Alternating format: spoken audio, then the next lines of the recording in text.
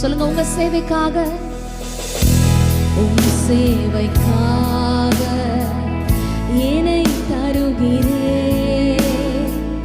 வானைந்திடும் உம் சித்தமோ.